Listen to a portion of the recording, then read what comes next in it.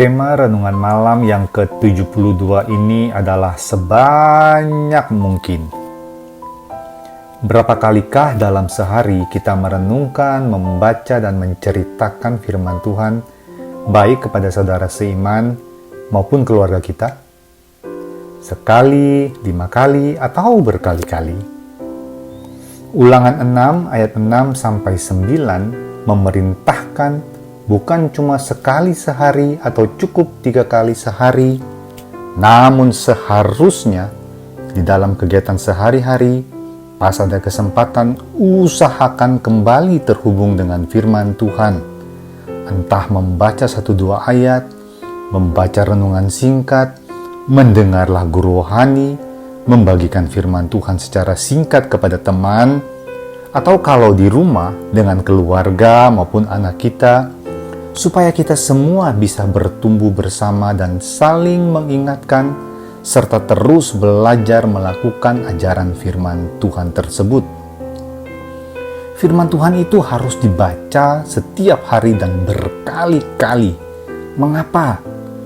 Sebab ketika ada kesempatan dan kita mengisi diri kita dengan membaca dan merenungkan firman Tuhan, entah 1-2 ayat, mendengar lagu rohani, membagikan firman Tuhan kepada rekan, keluarga, dan anak-anak kita berkali-kali dalam sehari, maka firman Tuhan itu pasti akan berdampak sangat baik bagi kita, saudara seiman, anak-anak kita.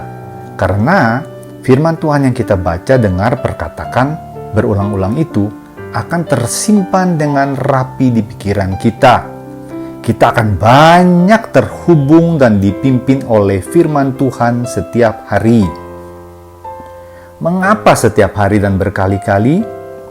Permisi tanya. Dalam satu hari, di tempat kita kerja atau di mana saja, apa saja yang telah kita lihat, dengar dalam jumlah yang banyak? Berapa banyak hal positif yang membangun karakter dan kerohanian kita yang kita dengar, baca dalam keseharian? Juga, dalam satu hari saja, berapa banyak hal-hal negatif yang ada di sekitar kita yang sering kita dengar, baca, yang justru sangat berbahaya, yang mendatangi dan menggoda kita, yang bisa menjatuhkan dan membuat kita meninggalkan Tuhan? Memang akan tidak terlalu sulit dan bisa menyiapkan diri dengan baik kalau saja semua pencobaan itu sebelum datang kepada kita dengan sopan meminta permisi terlebih dahulu serta berkata, "Apakah boleh menggoda engkau?" Atau ada obat yang dijual di apotik yang bisa mencegah datangnya pencobaan atau obat kuat di dalam menghadapi godaan. Kenyataannya tidak ada. Repotnya juga adalah pencobaan-pencobaan ini datang tanpa permisi lewat ucapan atau penglihatan, entah lewat teman, handphone, dan lain-lain.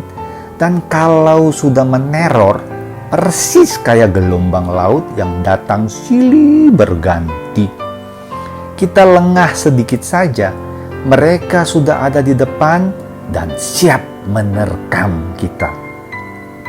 Untuk menghadapi keadaan seperti ini, kita harus siap setiap saat dengan menjaga hidup kita, baik pikiran, mata, pendengaran dengan firman Tuhan yang kita baca berkali-kali dalam sehari, supaya firman Tuhan itu akan seperti pagar yang menjaga kita supaya tidak jatuh, yang menuntun kita supaya tahu jalan mana yang harus ditempuh supaya tidak tersesat. Roh Kudus akan mengingatkan firman Tuhan yang sering kita baca itu dan mendorong serta menguatkan kita untuk mentaatinya.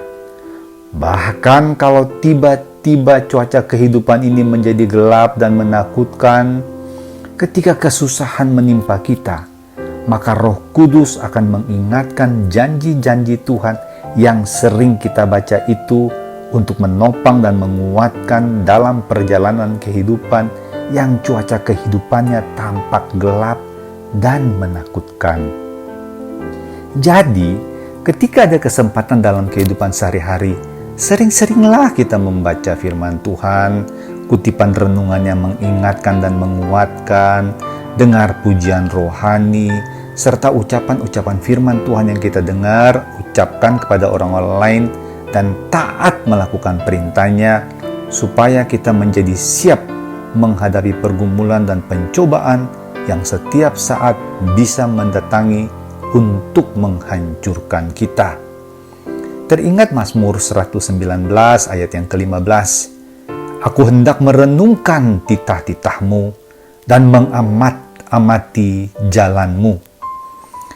Bapak Surgawi, tolong kami menggunakan waktu kami dalam keseharian untuk semakin dekat dengan Engkau, dengan terus mengingat-ingat firman-Mu dan melakukannya yang akan menguatkan, menopang, menghibur, dan membawa kami dalam kemenangan terhadap pencobaan dan pergumulan hidup kami setiap saat. Kiranya renungan malam ini menjadi berkat bagi kita semua. Salam kemenangan dari Billy Liline. Selamat malam, selamat beristirahat. Tuhan Yesus memberkati kita semua. Haleluya. Amin.